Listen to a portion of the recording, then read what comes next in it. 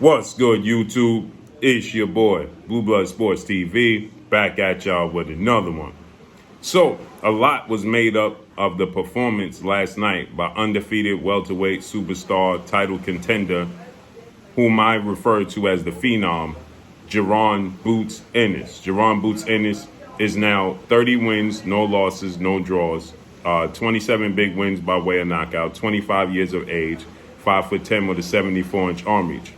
He took on Chukhadzhian, okay, Chukhadzhian,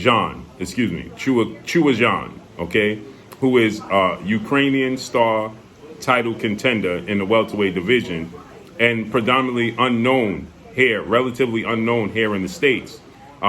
So Karen Chukhadzhian, who is 21 wins, now 2 losses, no draws, 11 wins by way of knockout, 26 years of age, 5'9.5", with a 71-inch arm reach. Jaron Boots Ennis, as I expected, to blow the doors off of Karen Chukhadzhian last night, okay?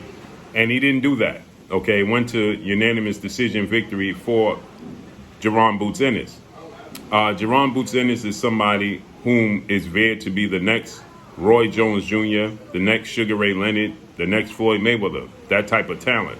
And last night, many people deemed his performance as lackluster, underwhelming, and people label him overrated. The crowd started to boo. I didn't completely see the fight in its totality because of my service here, but I was watching the fight and it's breaking up, right? So I can't watch it fluidly. But what I did see is Karen Chukhadzhian was doing a lot of movement, okay? And Jaron Ennis was not successfully cutting the ring off, okay? He was following him and looking to get the knockout. He didn't respect Chukhadzhian's power, and he did get hit with some counter punches in his fight, right? That's one knock that many people have when it comes to Jaron Boots Ennis, is people say Jaron Boots Ennis gets hit a lot, okay? He gets touched up a lot. Hence the reason why many people don't believe that he can beat undefeated 3-division world champion, former junior welterweight undisputed world champion, currently the reigning WBO welterweight world champion, who is widely considered by many to be the #1 best pound-for-pound fighter in the world, in Terrence Bud Crawford, who has 39 wins, no losses, no draws, 30 wins by way of knockout, 35 years of age, 5'8" with a 74-inch arm reach, or undefeated unified 3-belt WBA, WBC, IBF welterweight world champion superstar boxer, who's widely considered by many to be top 2, if not #1, definitely top 5 pound-for-pound best fighters in the world, and Earl the True Spence Jr. Errol Spence Jr. is 28 wins, no losses, no draw, 22 big wins by way of knockout, 32 years of age, 5'9" with a 72-inch arm reach. Jaron Boots Ennis has been lobbying for a fight with both of these gentlemen. Jaron Boots Ennis is seen to be on the same level as both of these gentlemen. I have high regards for Jaron Boots Ennis, as many people in the sport of boxing. So Jaron Boots Ennis is the mandatory challenger. He's petitioning to fight either one of these guys. And Jaron Boots Ennis has all the talent. Last night, he came up against somebody who simply just didn't want to be knocked out, okay? Utilized a lot of movement. At times, he did shock Jaron Boots Ennis and counter Jaron Boots Ennis, okay? But for the most part, he wasn't looking to get knocked out. When you have a crafty fighter who has, experience and not looking to get knocked out, it's very difficult to knock them out. And the mistake I believe Jaron Boots Ennis made last night was trying to knock him out instead of boxing him. He wasn't using his jab enough from what I saw, and he wasn't using his educated foot speed and educated foot placement. He wasn't stepping to his right and stepping to his left and cutting the ring off on Chukhadzhian, okay? He was allowing him to escape and allowing him to move around the ring, thus making him miss, okay, with punches, and allowing at times for Chukhadzhian to be able to counter him and hit him with some clean punches at times, okay? There was even a point where people were saying he got hurt. I didn't see that part, okay? Maybe I missed it, I don't know. But I didn't see where Jaron Boots Ennis got hurt. I thought he won every single round from what I saw convincingly. But yes, there is some things he could have done better. The crowd booed because, excuse me, the crowd booed because of the expectations of Jaron Boots Ennis. They expected him to blow this dude out the water. Why?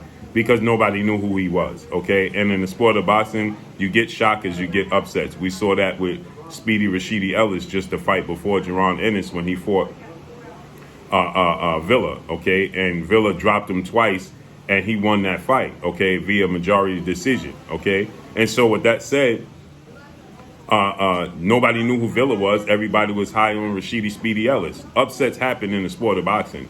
Manny Pacquiao, when he came up in the sport, nobody knew who Manny Pacquiao is, okay. Nobody knew or know who Nonito Donaire was until he upset, a fighter. You understand? So when you upset a fighter, sometimes fighters come out of nowhere, okay? And with that said, we automatically overlook fighters when we don't know who they are. You understand?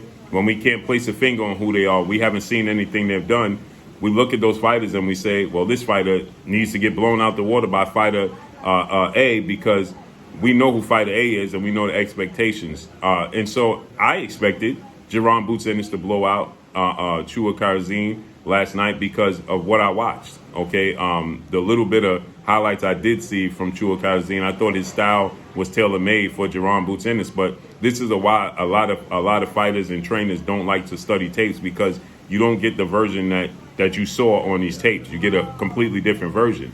And he utilized a lot of movement. He was very elusive. He had quick feet. He seemed to be, a lot of Ukrainian fighters, they stay in the amateurs for very, very long. And so when they become professionals, they get overlooked because they don't have many fights. So he came into this fight with 22 fights, okay, with 11 knockouts. So there's not much on him, seeing as though he fought predominantly in the Ukraine and overseas, right? So you didn't see a lot on him. And so he's very crafty and very elusive. And Jaron Ennis had a hard time pinning him down, okay? You can see the frustration, right? He wanted to pin him down, but that's a mistake he made, because he's the better athlete. He's the bigger, stronger athlete. He should have cut the ring off, right? But as far as him being overhyped, I don't believe he's overhyped. I think you'll see a different type of fight with Jaron Ennis and Errol Spence, or Jaron Ennis and Terrence Crawford, okay? But what I would like to see is Jaron Boots Ennis, get more experience, right? I personally think that, a fight with Jaron Ennis, Virgil Ortiz, I like that fight. Jaron Ennis and, Rashidi Ellis, I like that fight.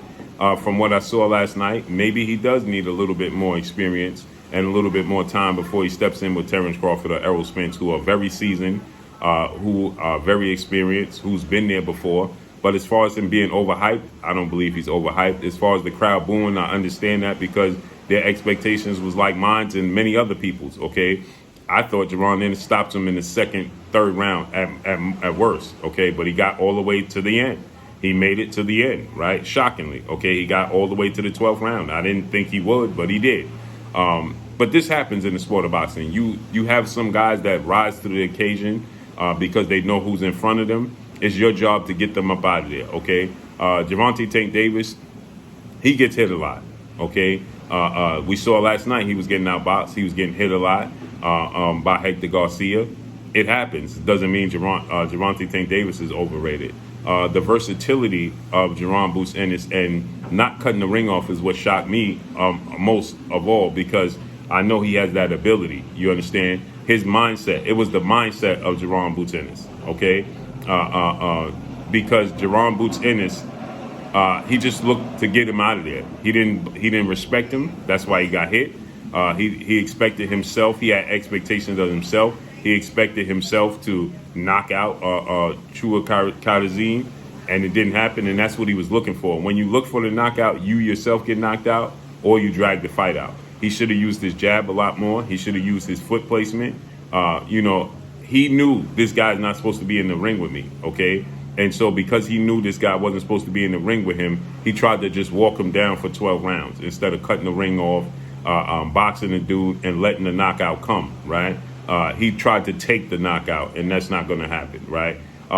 And obviously, I believe when Jaron Boots Ennis gets in the ring with a Errol Spence and a Terrence Crawford and a Virgil Ortiz, you're not going to see that version of Jaron Boots Ennis. I think you're going to see a completely different version of Jaron Ennis. And this is a learning lesson, right? You need these types of fights. It happens. You understand? It happens often in the sport of boxing if you actually pay attention. You look at Gerald Washington with Deontay Wilder. He had a much more competitive fight with Deontay Wilder than some of the world champions Wilder fought. Okay, Luis Ortiz and things of that nature. He had a more competitive fight than him, right? It just happens, right? Floyd Mayweather always say his toughest fight in his career was Emmanuel Augustus, not Canelo, not Manny Pacquiao, not Diego Corrales, Emmanuel Augustus, which is shocking because these guys rise to the occasion. It just happens. So I don't believe Jaron Boots Ennis was overrated, overhyped, and exposed. I don't believe that. So I'll watch the fight when I get back home in its totality and really gauge it. But he's definitely not overhyped and not overstated. So let's see how it unfolds and what's next for Jaron Boots Ennis. He's forcing himself to be the mandatory for IBF for Errol Spence Jr. Let's see how that unfolds. I would like to see him fight a Keith Thurman, Virgil Ortiz. Get those rounds in. But let's see how it plays out. I'm still very high on Jaron Boots Ennis. I still think he's a phenom. I still think, he's uber talented. I don't think he's overrated. I don't think he's overstated. And again, like I said, the crowd booming was simply because they had high expectations, period. So let's see how this unfolds and plays out.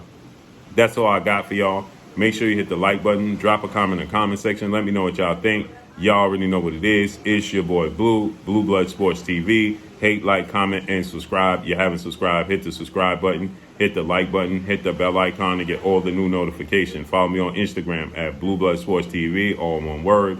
Y'all already know what it is. Shout out to the entire LDBC. Shout out to Black Media Row. Make sure you like and share these videos. That's all I got for y'all. Peace.